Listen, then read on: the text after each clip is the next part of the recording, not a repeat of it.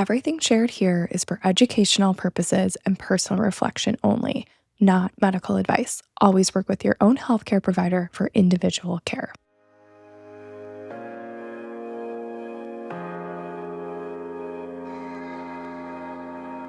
Okay, everyone, welcome back to the Inner Script podcast. I have two really special guests here today. They're actually two of my really good friends. They actually used to work together, and I am joined by Samantha Scherzinger. She is a psychiatric nurse practitioner, and Lizette Aguirre. Lizette is a psychologist. So I'm going to hand it over to you guys and just give you guys the opportunity to give a brief bio of kind of what you do, what your title is, just so that the listeners can match your voice to your titles and your names. Hi, everyone. I'm Lizette Aguirre. I'm a licensed clinical psychologist, licensed in California. I'm also adjunct clinical faculty at the Stanford School of Medicine. I work in private practice across the state of California, and I treat adults with various challenges, including anxiety, trauma, identity exploration, depression, life stress, things like that. And I also co-founded and directed a postdoc training program in the San Francisco Bay Area. So I'm happy to be here. Yay. So impressive. Damn. Okay. Hand it over to you, Sam. I'm Samantha Scherzinger, and I'm a psychiatric nurse practitioner. I've been in practice for 12 years. I previously worked in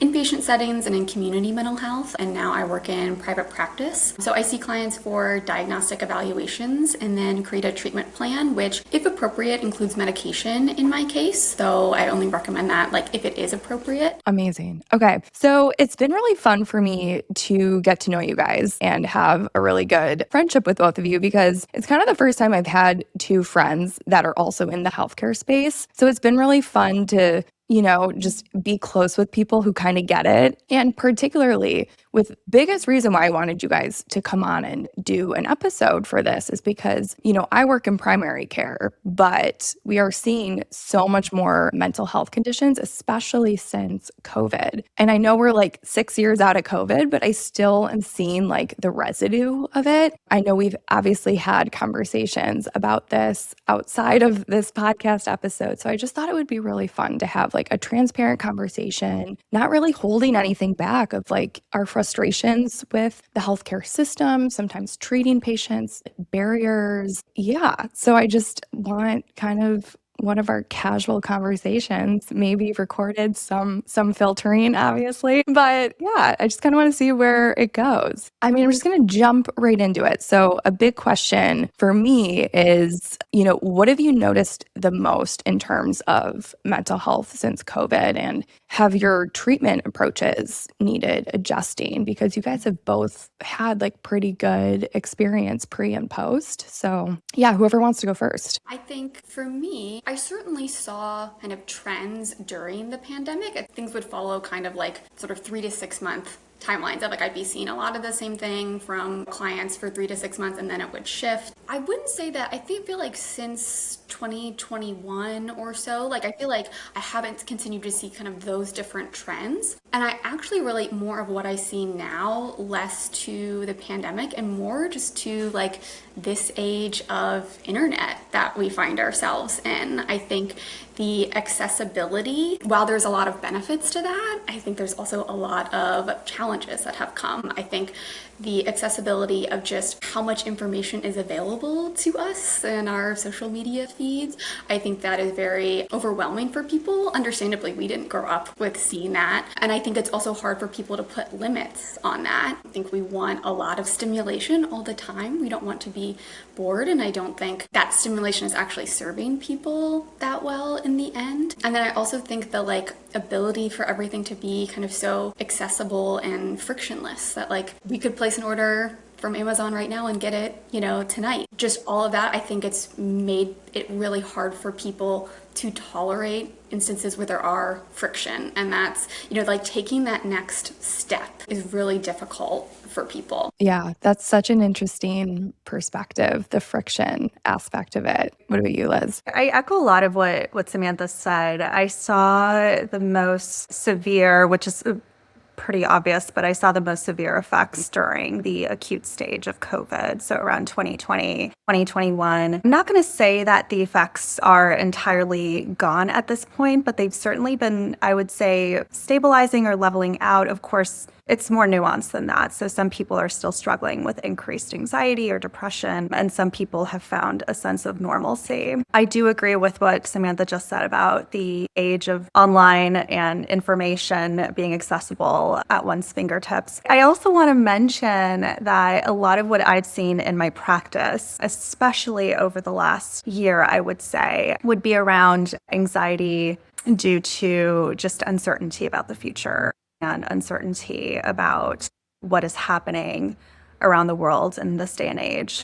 So in like the political and geopolitical climate, there's been a lot of anxiety around physical safety, economic stability, job security has been a big topic with a lot of my clients over the last few months, or several months, I should say. And so that's been something that I think, I don't know how to exactly specifically link it to COVID, but I would be very unsurprised if it wasn't something that kind of was an effect from that time period. Completely. No, and that makes so much sense. And I think, with my perspective with COVID, which I think I've probably shared with you guys, it's not even like the effects of COVID. I just feel like it really affected people's ability to bounce back and like overall resilience to stress, including myself. Like I'm looping myself in this as well. But I think it just created so much fear and, people working from home and just schedules being totally shifted and changed. So I think for me, it's like the effects of what I've seen is people just have kind of a little bit less resiliency when it comes to maybe change or friction, as Samantha was kind of saying before, but also like just so much fear and distrust of the healthcare system. That's been a huge challenge and barrier for me when it comes to treating mental health conditions, anxiety, depression. So that's probably the biggest thing I've noticed. I mean, what do you guys think? Like, do you think resilience has changed and it's okay for you guys to be like, no, I don't agree with that? Or do you think those people are just more exhausted? Like, what would kind of your perspective of that be? I don't know if it's that black and white, to be honest. Resilience is not a fixed trait. It's not something that you have or don't have. Resilience really just refers to the ability to adapt or recover in the face of stress, and all of that is affected by duration and intensity of the stress. So whether the stressor is acute or chronic, access to resources, so social support, financial stability, healthcare access, opportunity for recovery. And we got to remember that COVID wasn't a single stressor. It was prolonged, it was unpredictable, it was collective. And so we saw that even with people with high resilience, even though they did do better during COVID, they did so only up to a certain point. So chronic stress can erode our capacity over time, even in the most resilient of people. So just to kind of answer that question, I don't think people are less resilient. I think they're just more exhausted. Resilience can buffer stress, but it isn't infinite. And so chronic years of uncertainty, which like I mentioned before, I think we're kind of still seeing the after effects of COVID. We're still seeing our lives changing in real time. I don't know if we've reached a new baseline. And so I think we're still dealing with that. And I think that's been eroding our resilience. No, that's a good point. It's not so black and white. So that's definitely helpful to clarify that. Do you have anything to add to that, Samantha? I think, like Liz said about the black and white, I think is interesting. I think people have a lot of difficulty in like living in the gray right now. Like I tell people that all the time, like this isn't black and white, like life occurs in the gray and we have to learn how to like work with that. It's again, the friction of the gray. And I do think it is hard for people to persist in that. And that's probably, a combination of stress, the like uncertainty, but then, I also still think the accessibility. I also, like Lizette said, I think resiliency is not a fixed trait. I think it can change. And I think actually going through hard times is like what allows you to build resiliency. It's interesting. I've been, working with a lot of the same clients for, kind of 7-8 years. So I saw them, pre-pandemic, during, since. And I think some of the people who were actually, maybe had some more of the disruptions, I've actually seen them cope better. Like, think of like high school students, I saw them during that time obviously be affected. And then I've seen them really like thrive since then, whereas some other people who were largely, I would say, minimally effective, have had a harder time. Yeah, no, that's a really good point. I actually like how you guys phrase that a lot. It helps me to kind of like show up for patients sometimes too. Like, so that's a really helpful perspective. One thing I've really seen in my approach with patients is people are really getting burnt out. There's just been a lot of burnout, kind of toxic workplace environments. I filled out a lot of short-term disability paperwork, and I've really only practiced as a nurse practitioner in primary care like since COVID. So I can't say it's like necessarily from that, but like what do you guys think about that? I know we've talked about this in the past about, burnout, kind of toxic workplace environments. Has this kind of been a steady thing, or what do you guys think? I have certainly seen burnout since the start of my career. I am going back and thinking about cases that I started seeing during COVID and forward. I don't even want to say that there's been an increase. I don't know. That's a hard question to answer. I certainly think that the advent of working from home becoming so available to our employers because we're working from home, we may feel this pressure to respond to emails outside of work hours or answer phones outside of work hours versus before when working from home wasn't really a thing. We could physically leave the office and go home and not be available, and that would be okay. Couple that with, I would say, American culture has this obsession with productivity, with output, with work, and we kind of have like the perfect storm, right? Yeah, and so, we see working 60 hours a week, we wear that like a badge of honor, and that's quite toxic. So I would say that there have been many different factors that have kind of influenced burnout, and some of these, fortunately, are very much under our control. So what would you give like advice for somebody who, is maybe burnt out? And you mentioned control, under our control. Like, what are some things you would tell somebody who's in that situation? I would ask them to slow down.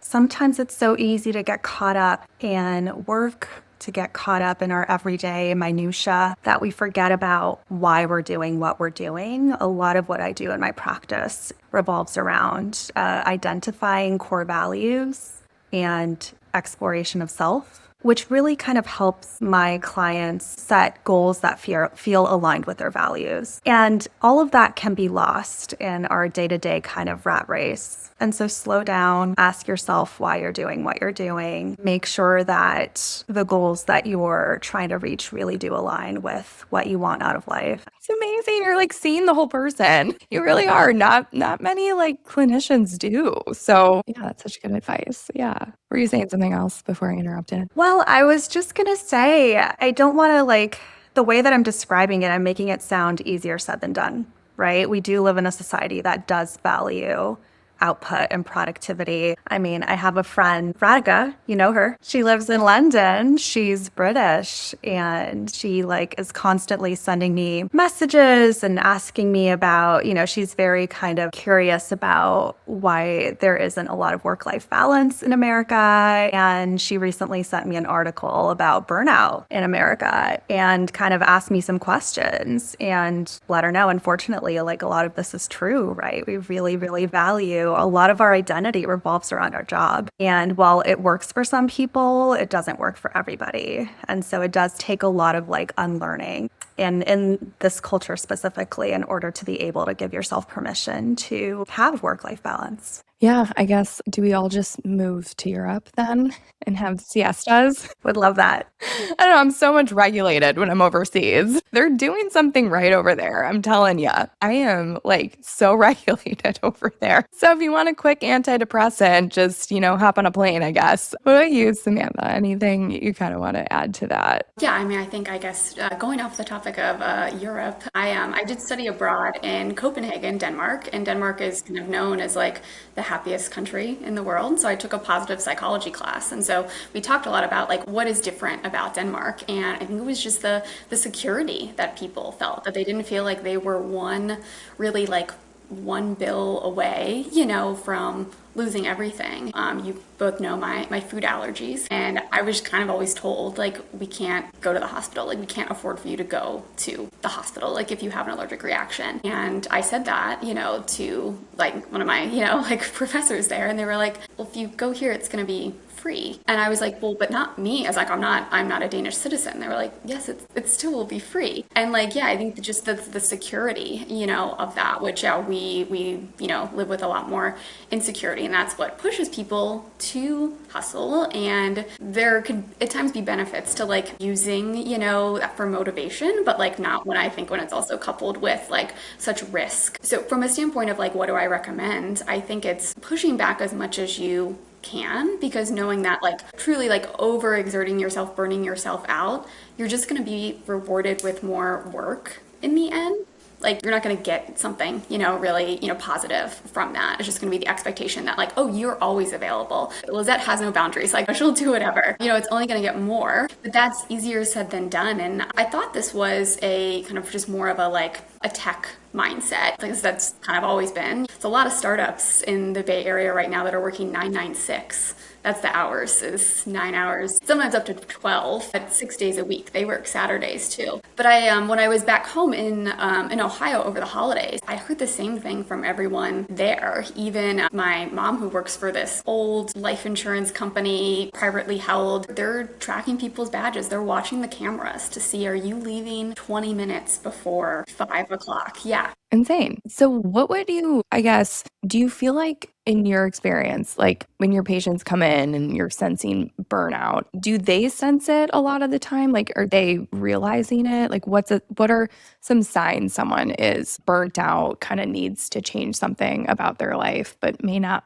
realize it yet? I would say a lot of burnout, my experience has been that it manifests physically before it does emotionally. So muscle tension, headaches, GI issues, trouble with sleep, frequent illness, things like that are some of the early signs. And then later on, we tend to see more of the emotional component, which can be irritability, emotional detachment, right? That's kind of like lack of caring. And I'm sorry, Steph, what was your question, your initial question? It was about like, do you see the pattern that somebody is burnt out before like your patient or your client notices it? Sometimes I would say that I go there when they haven't even realized, right? It's not always that, but a lot of the times I find that it is. Like I said, we're kind of in this culture where working 60-hour weeks or more is normal, right? And that is not normal. And I think that can make anybody burn out, even the most resilient of people. Yeah, usually when I do bring it up, then they start to think about it and they're like, oh yeah, let me look at this. And then some people come because they're burnt out, right? And they're looking for relief, or they're looking for strategies to kind of like push through, which unfortunately and fortunately, I would say, it's not about pushing through. It's really about giving yourself recovery and rest. Do you find people have, some hesitation with believing that burnout can kind of show up physically? Just because in my experience, I have seen that with like the, mind-body connection and everything. And some people just have a really hard time truly believing that physical symptoms can manifest. I don't even want to say like mentally, because it's just so connected. But do you see that? Like some, people just kind of having issues believing it? See that a lot. And I think it's just because of the nature of what I do. Usually when people show up to therapy, they're already open to talking about the link. But I can imagine in primary care, Steph, where you work, it's probably a lot more prevalent. I don't know about you, Samantha. I would say the same. When people are coming to us, like they're choosing all of that, like already on a side, maybe they're still, kind of not in the contemplative stage of change, or they're just gathering information, but they have some more awareness when they're coming in. And I think that I hear all the time from people that they're burnout. What I also hear very often is that they just want to work through it. They'll be like, I wish there was a pill for burnout. Maybe some recognition that there isn't, but that's what they want. They don't want to rest. And I have received many requests when someone comes in and they're really stressed out at work and they're only sleeping 4 or 5 hours a night, and what they want is a stimulant. That is not going to solve your problem at all. Absolutely. Give me some tools to be able to get through it and continue to be productive, right? Yeah, see that all the time. So then how would you like help your patients kind of reframe this? Like, what do you tell them to do when they want the stimulant, but they're like trying to push through the burnout? Like, what is something else you can, is it kind of what we were talking about before? Just kind of like, okay, you need to slow down, maybe take some time off work. I think it's, the back of like trying to like, okay, like put boundaries, and where you can, and just feel like explaining to them that like, I think sometimes they'll be coming in being like, I should be able to do this. No, you can't. Like, you cannot be productive if you're only sleeping 4 to 5 hours.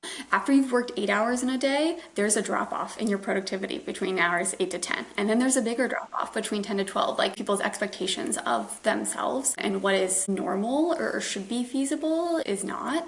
So I think, providing that information that like, you feel stressed out and you're not sleeping and this is breaking down because like your body is putting up stop sign, like this is your body working as it's supposed to. Like, it's telling you that like, this is not a good situation for you. That's awesome. I like need you guys in the room with me when I'm having this conversation because it's so much like helpful to have like mental health professionals because I'm not a mental health professional. So I think when people come in really wanting to solve and it's their anxiety or burnout is really kind of the driving force of their physical symptoms, it just can be difficult for them to get to see that. So I'm like, I need my crew back here to like help me.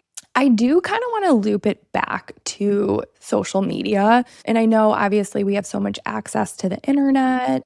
For me in particular, there's so much things about people come in about like TikTok and they saw this fad or this and that. So there's obviously the access and the like stimulation of constantly having like dopamine hits and things available to you, but also so much information too. So how has social media interfered with your experiences as a clinician in mental health? I think there's obviously a lot of ways in which it's interfered. I mean, just like the attention piece. It's worsened everyone's attention. Like, that is pretty clear. But I think, back to the living in the gray, I think, a lot of the videos that you see, it's just like, here's what your doctor's hiding from you or something. It's this idea of like, you just take this one supplement and this is going to solve all your problems, or you just do this one thing and like, this is it. And so people, I think have this idea that there is this answer, but like things are in the gray. I tell everyone like, okay, here's our hypothesis. Like,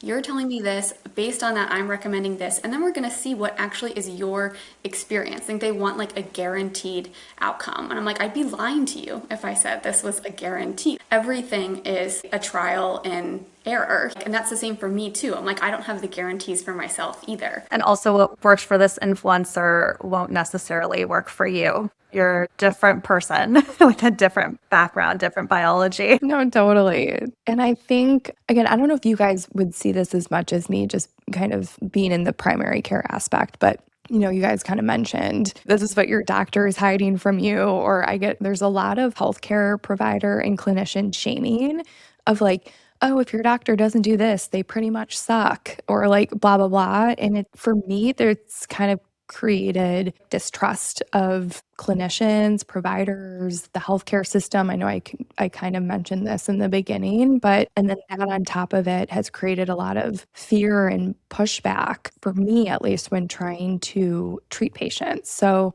I guess, is that something you guys deal with as well? I don't see quite as many patients in a week as you do, Steph, and as you, Sam. So I have my caseload of 17 to 21 clients that I see weekly. But I will say one of the things as a therapist that I do run into a lot is just challenges with insurance. And I know you and I have spoken about this offline, but issues around insurance coverage or insurance only covering certain diagnoses but not others, which kind of puts the clinician or me in an awkward position because I'm not going to diagnose someone with something they don't have just so that their insurance can cover it. So I run into a lot of just issues around billing. And unfortunately, whether we like it or not, clinicians are the face of the healthcare system, even though we may have like 5% control over what happens and what we're allowed to do and what we're not allowed to do. So a lot of the times, our hands are kind of tied and we may face backlash from the patient, which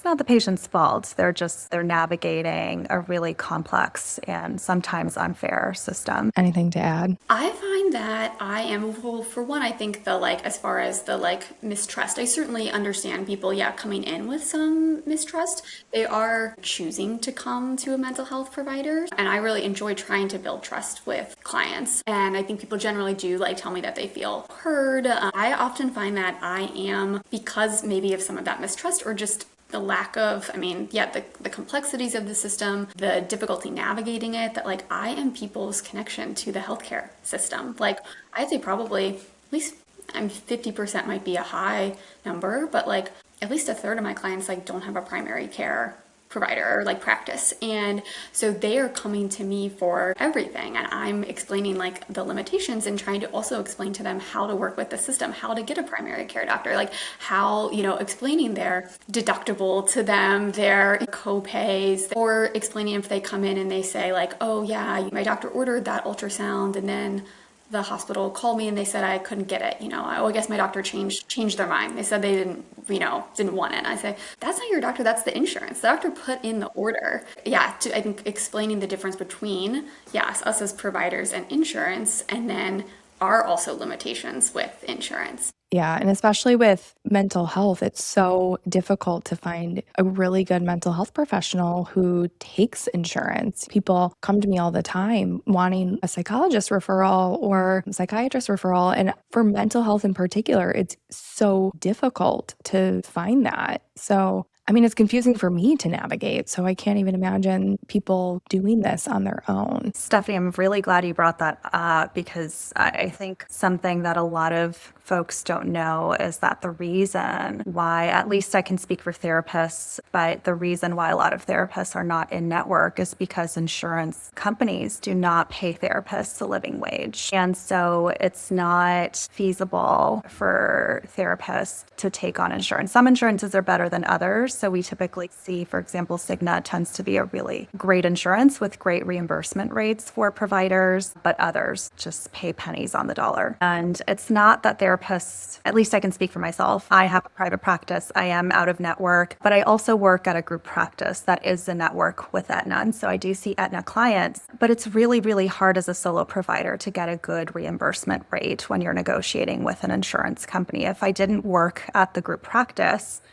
because insurances tend to give higher reimbursement rates to group practices. If I didn't work there, I probably wouldn't take any insurance at all. I wouldn't be able to make a living. No, and that's fair. And I think that's so helpful for people to know. Sometimes it's unfortunately investing in a really good therapist is crucial. Just like there's unfortunately not so great primary care providers out there. The same can be true for your field too. So I think it's so important to, find somebody like you. We need more Lizettes. Anything to share, Sam? Yeah, and I think, it is, I understand, I want people to be able to get, good care that they can afford, but that there are competing forces with that. Think about, again, accessibility, BetterHelp and Talkspace. Obviously, those are accessible. They can be more affordable for people. But the quality isn't that great in terms of, what people actually get from it. It's typically not as good of a return on your investment. And then also think about the providers who are working there. They're getting paid so little. They are probably barely getting what is California minimum wage. And if they're not getting paid a lot per client, then their caseload increases so that they can earn enough money to subsist. And so you typically, for therapists who are underpaid, they usually have very, very high caseloads, which means that the standard of care one-on-one is going to be not as great as a therapist who has a lower caseload. What would be a standard caseload for somebody who is taking insurance or in one of those practices you guys were mentioning? What would be a standard caseload, if you're able to answer that? With a lower reimbursement rate? I don't know. I've ever worked under those conditions. My average caseload, I don't see more than 20 or 21 clients a week. That is my max. And even that may be pushing it a little bit. So someone who's taking insurance at a lower reimbursement rate, I would say they're probably seeing maybe double that. Or yeah, I'm just trying to think. And please, let's remember that this is very much like dependent on geographical location. So if you're living in the Bay Area, which is very expensive, you're going to have to earn more in order to survive. And so I would say if someone's getting paid half of what I'm making, they would have to have double the caseload in order to live in the city. That makes sense. For me, I don't see clients weekly, so it's different. I'm seeing them kind of anywhere from like every 2 weeks to 6 months. My caseload right now is about 300, and it's kind of hovered around that, like give or take for several years. I previously have worked in practices where I had a caseload that was more like 900, 1,000, but that was in a different, setting. That was in community mental health, and I actually had two different experiences. One where I had, about 900 patients, but where there was a lot of support, like all patients had case managers, there was like wraparound care, and I did not feel overwhelmed by that, like caseload. And then I worked in a practice where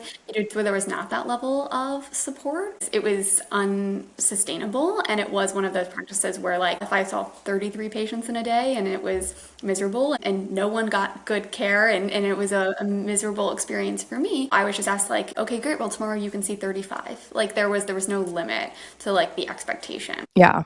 That's wild. Even in my situation, which again, it's primary care. So I see 64 patients a week right now, which is going to change since I'm leaving that role. That was not sustainable for me. Anyways, my point is I think it's important for people to really understand where we're coming from as clinicians. All we're trying to do is like help, do no harm, support people. And a lot of the times our hands are tied when it comes to, for me, like I'm speaking for myself, mental capacity and ability to be kind of that emotional container for people and billing issues. We really provide care and don't have a lot to do with billing or insurance. So that's something I definitely wish more people would understand. And it's not their fault. No, none of us were taught about insurance companies and how the healthcare system works. So that's just something I'm really glad we touched on because it is definitely a big part of this. Hey friend, it would mean so much if you left a quick rating or review on Apple Podcasts or Spotify. It helps more women find these conversations and it truly energizes me and keeps this podcast going. Okay, so shifting gears a little bit, kind of like a random question I have. In your sessions, what would be like a red flag phrase you would hear regularly? I thought a lot about this question because I really like it. And I would say shoulds and shouldn'ts. I shouldn't feel this way, or I should be feeling this way. A lot of the shoulds and shouldn'ts that I hear revolve around emotions. And I would say emotions are often misunderstood in our society. We don't encourage introspection. And a lot of what I hear from folks is that there's a lot of confusion around why we even have emotions. They're seen as more of like a nuisance rather than necessary and valuable for our survival. And something that I see in American society as well is, I don't know if you've heard of the term toxic positivity. It's a very popular psychological term that recently emerged, but it's basically, for those who don't know what toxic positivity is, basically describes our society's overgeneralization and overemphasis on being happy all the time and having a positive mindset all the time, which we know is not possible. We all have unpleasant emotions. That's normal. That's healthy. That's biological. We all feel sad sometimes. We all feel anxious sometimes. We all feel angry sometimes. And toxic positivity really discourages these quote unquote negative emotions, right? Which basically sets us up for failure if we do happen to feel unhappy. And so a lot of what I do in my sessions is this kind of, and let me just be clear, not everyone feels like this, but it's something that I commonly see in my practice. There's a lot of unlearning that is to be done around unpleasant emotions, around emotions in general. There's a lot of just kind of teaching around why we have emotions and why unpleasant emotions are actually healthy.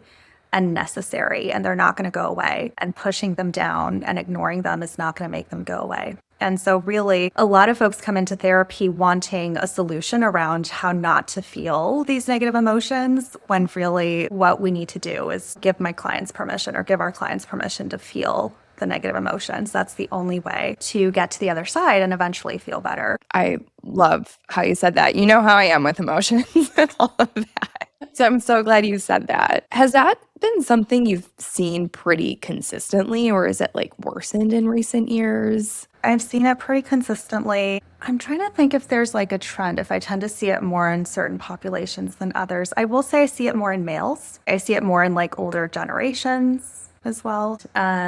There's like a book that I recommend to folks. It's called Toxic Positivity, Keeping It Real in a World Obsessed with Being Happy. It's by a licensed marriage and family therapist called Whitney Goodman. She is a therapist influencer. So I first heard about her online, and she wrote this great book that I've recommended to a lot of my clients, and all of them have had really positive feedback about the book. And she also hosts a podcast called Calling Home. And that podcast, I think, is centered around healing and family relationships.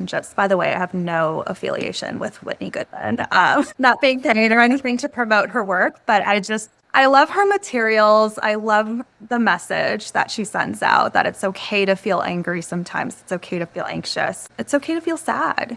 That's normal. There's nothing wrong with you if you feel those emotions. It's so interesting that we label emotions as like negative and positive even. And I'm saying that as somebody who used to do that, but it's things we need to feel. And I don't know, like for me, when people come in and I say something and you can tell it's striking a chord with them and they want to cry and it's just uncontrollable and they start doing it, they start crying. And I'm like, look, like you have to like release this, let it out. Crying is there for a reason. Like there's literally water coming out of her eyeballs because that is a way for us to release this built up tension. Who doesn't feel better after a good cry? So that's like so important. And I think we all just maybe need to cry a little bit more. Anything, Sam? I mean, I think that like speaks to the friction that people are so uncomfortable with, is like, oh, I feel this discomfort. I have to back away from this entirely, which yes, sometimes your emotion is a guide that says to you like, oh, this isn't a good situation for me to be in. And other times it's like, you just have to learn how to like persist with, that, okay, there's like some good and bad here. And like, are you going to throw it all away because, you have this one, like negative emotional states? I think for me, back to the red flag, anytime that they are saying that all of their past experiences with providers were negative, that all of these providers were bad providers exist. If all of them were bad, that's just statistically kind of an impossibility. It's in the same way that if someone says all of their exes were crazy, it's like, well, what was your role in that dynamic? And even if someone isn't talking negatively about past providers, but I just see on like, say, their intake that they've, kind of stopped and started treatment a lot of times. Like it's all like these very short kind of courses. They did it for like 2 to 3 months and then dropped out. For me, that's just making me think like, well, it's gonna be really hard for me to make progress with someone in that amount of time. And are they actually giving themselves the opportunity to like really see improvement? No, for sure. Yeah, like there can definitely be some, lack of accountability. I would say for me, my red flag, it's not really like, I wouldn't say it's a phrase, but I'll ask like a question like, oh, like any updates to your medical history, and I'll get, you should tell me that. Or I'll ask if somebody's dealing like with very vague symptoms or just a lot of things going on. Here's the reality is there's ChatGPT, there's Google, which all of us use. So I know people Google their symptoms. So in order for me to know where somebody's coming from, I'll be like, well, is there something in particular you think is going on right now? And they'll be like, no, like that's why I came to see you. I understand that might not take with some people. I totally do. But it's more of just, I'm trying to get into somebody's like headspace when I ask that question. For me, there can be a lot of, that going on where people kind of feel a little bit of, that I'm going to fix them, but it's really like a partnership at the end of the day. I really feel like clinician provider relationship is a partnership. And I'm always just trying to guide people to be their own healer. And I'm here to diagnose, make recommendations, but always meet people where they're at too. And I think that's can be a big misconception when it comes to seeing any clinician, any provider is, we give the tools. It's up to you to really put those tools into action and create your foundation. So that's a big one for me. I mean, I'm so glad that you mentioned this. There really is this kind of fix me, I'm here, fix me mentality that I also see in my practice. And what a lot of folks don't understand is that we're not magicians. We can't snap our fingers and fix our patients. I mean, we wish it would be that easy, but it's not. Treating, curing illness, whether it's physical, whether it's mental, it does require effort on the part of the patient and often does involve making life changes outside of the therapy room or outside of the exam room. And change isn't easy. Right? If it were easy, you wouldn't need to go to the doctor. But the good news is that change is certainly possible. And our role is to provide the tools, to provide the skills to help you get to that finish line. We can't do it for you. You know that saying, you can bring a horse to water, but you can't force it to drink. That definitely applies to our profession. I love that. What I tell people too is kind of going back to this partnership aspect of it. I always try to go into a patient encounter where I'm going to be the best listener possible because they're always telling you what's wrong and it's up to us to listen. But that's like 50% of it. It really has to be the other person who's willing to listen to you too.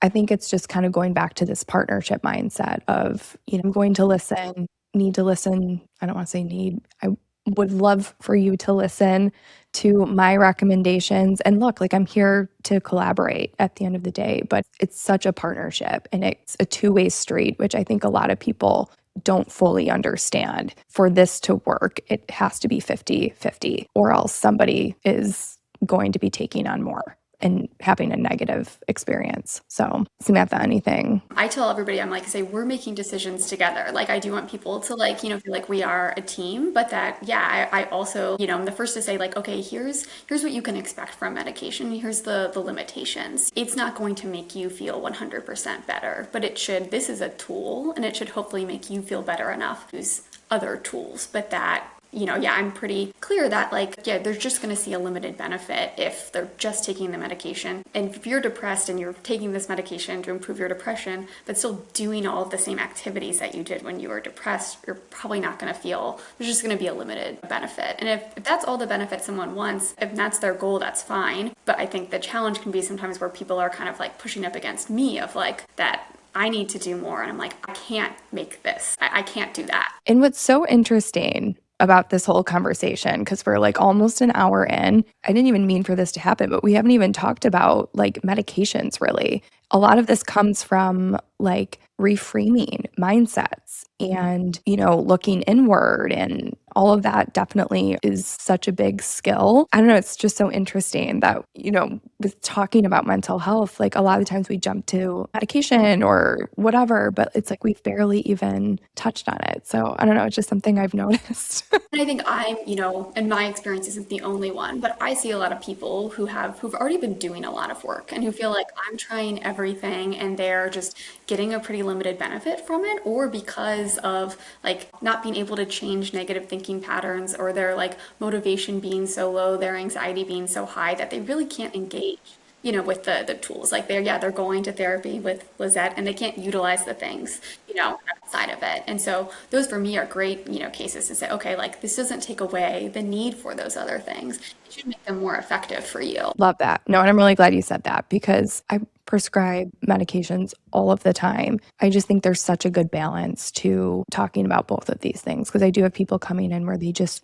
want an SSRI. And I'm like, okay, if that's where you're at, I will prescribe this, but we do have to do X, Y, and Z on top of it. And SSRIs are there. SNRIs, every medication, they're amazing things. Again, that is just another tool in your toolbox is basically what I say. So it's okay to do that. And they have really been transformative in my patients' lives. And sometimes you do need a little SSRI in order to access those other reframes and everything. So I think I'm really glad you touched on that. So, closing on this, we're like almost there. This just flew by. But I have like two more questions I want to ask. What do you think the next mental health crisis will be? This is something I've really been thinking a lot about. So I was excited to answer this question. And that is, I think obviously, especially like being in the Bay Area, we're already seeing, a lot of like upheaval from AI in the workplace. I think there's going to be so much impact from AI back to the accessibility space. Like there's obviously a great thing from being able to use generative AI for in certain areas. I think there's also been studies that have shown people who are using it in excess, kind of daily use, and all throughout the day have there's been negative cognitive effects. And I think thinking about kids in school, I have some clients who are professors who have said like they just feel like they're basically just getting all essays that are written, by AI. There is that then effect on, and then I think, to the extremes of like, I'm already seeing more like AI generated videos in my feed, full AI influencers. They are not real people, they are AI. And I think, that effect from people on, already struggling with kind of what they're seeing, now seeing that in their feed as well. And these are, still extreme cases, but there are lawsuits right now with both character AI companies and generative AI companies on those companies and how their forms kind of, coached minors about suicide methods. And you could say, sure, yes, you could just Google that and you could get that information, but not in something that seems like a parasocial relationship. Whereas kids who do not have the ability to have the judgment at 13 to really understand this is not a trusted partner on the other side. It's a computer algorithm. And then to really the extreme of like AI psychosis. Oh my God. AI psychosis? Yes, there are some articles out there about people who are, kind of really gotten kind of so sucked into the world that they are inhabiting with their generative AI that,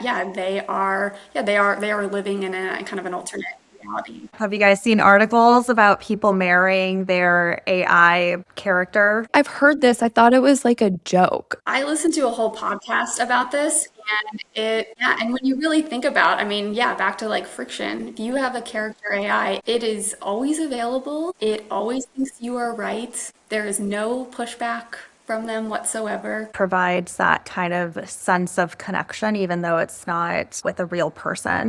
The videos I've seen of like the AI influencers, it's shocking how realistic they are. Who are the AI influencers? I think mostly what I've seen are ads or seen like stories from people talking about it, but you'll be seeing this person, kind of like giving an ad for this product, and then in the ad they say like, well, but I'm not real, I'm AI. And it's shocking to see, and they're obviously all very beautiful, perfect looking women. At this point, I don't know that there is what the requirement on labeling that, because I think with a lot of the videos you can tell, you can look at this and be like, oh, okay, something's off, this isn't real. I think it's going to be harder and harder to do that. That's really terrifying, to be quite honest. Like, I don't even know what to say. Yeah, because we already talked about, the videos that clients are seeing, they can really be seeing videos that are totally divorced from like any sort of consequence. AI is just moving at a rapid pace and legislation just cannot keep up. I'm hoping that legislation will catch up at a certain point. Of course, usually legislation ends up catching up when something happens, right? You mentioned the lawsuits,